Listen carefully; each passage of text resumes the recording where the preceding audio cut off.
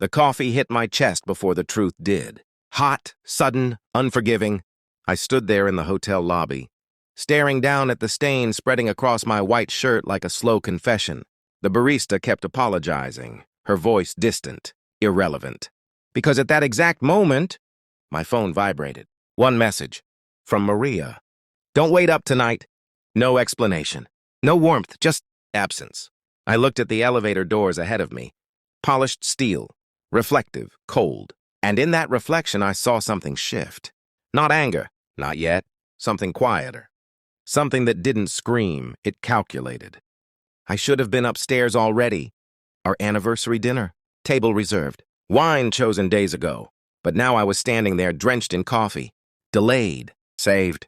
Because 10 minutes later, when I finally reached our floor, something felt wrong before I even touched the handle. The silence. Too clean. Too empty. I opened the door.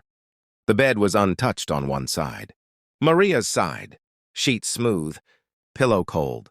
And for the first time in years, I didn't call her name. I just stood there and listened to the silence answer me. Maria had always been precise, controlled. Even her lies, I would later realize, were elegant. But that night something slipped. It wasn't just the empty bed. It was the pattern, the subtle shifts I had ignored, late calls she took in another room, passwords she suddenly needed, a laugh, once meant for me, now redirected into her phone.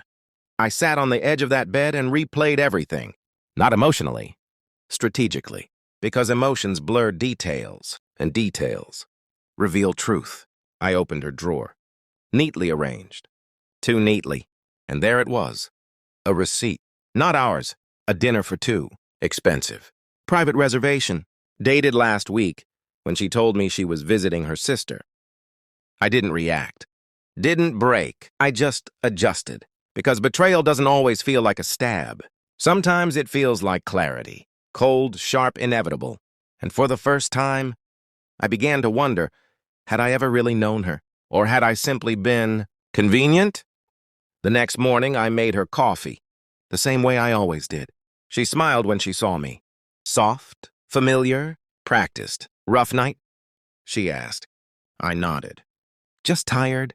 That was the first lie I told, and it came easier than I expected. From that moment, I stopped being her husband. I became her observer. Her phone was the first key. Not by force, by patience. People in love hide things. People who think they're safe become careless. 3 days later, she left her phone charging in the kitchen. Unlocked. A mistake. Or maybe a habit she thought I'd never question. His name wasn't saved as Richard. It was saved as R. Minimal. Clean. Like a secret trying not to exist. I opened the messages. No dramatic declarations. No cheap romance. Just logistics. Times, locations, hotels. And one message that lingered longer than the rest. He still doesn't know. I smiled at that. Not because it was funny, because it was wrong. I knew now. And knowledge is power. I didn't confront her. Not yet. Instead, I dug deeper. Bank statements. Hidden transfers. Accounts I never knew existed. Money moving quietly, carefully. Not just betrayal, a plan. And I was in the center of it. Without ever being told the rules. The truth didn't arrive loudly. It arrived in a folder. Printed, organized. Final. Maria walked into the living room that evening. Still glowing from wherever she had been, she paused when she saw me. The folder in my hand. Open. Waiting. What's that? She asked. Her voice was steady, but her eyes weren't. I slid the papers across the table. No explanation. No accusation. Just evidence. Her name. Richard's name. Joint accounts. Transfers. And at the bottom, a contract draft. A marriage arrangement. Not love. A transaction. I watched her read. Watched the color drain from her face. Say something, she whispered. I leaned back. Calm. Measured. How long? I asked. A simple question, but heavy enough to crush everything between us. She didn't answer. Because silence was the answer. And in that silence, everything became clear. I wasn't her partner. I was her setup. A stable name. A clean image. A placeholder. Until something better paid off. I didn't shout. Didn't break anything. Didn't even stand up. Because real control doesn't need volume. It needs timing. You should check your accounts, I said. She frowned. Confused, afraid, she grabbed her phone, opened the app, and then, there it was. Nothing. Every account she thought she controlled, emptied, not stolen, redirected, legally, carefully. Because while she was planning her escape, I had rewritten the exit. You moved it? She asked, her voice cracking. I nodded. Every cent you tried to hide. Her hands trembled. That's not yours. No, I interrupted softly. It never was yours. I stood then, slowly, deliberately. And Richard? I added, almost as an afterthought. He's already been informed. Her head snapped up. What? I smiled. Cold. He thinks you betrayed him. And just like that, I watched her world collapse. From both sides. No allies. No money.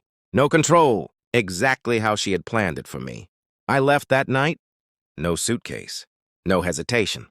Just distance. Weeks later, I stood by the ocean. The money, what remained after the legal redistributions, sat in a sealed case beside me. Dirty money, tainted by intention.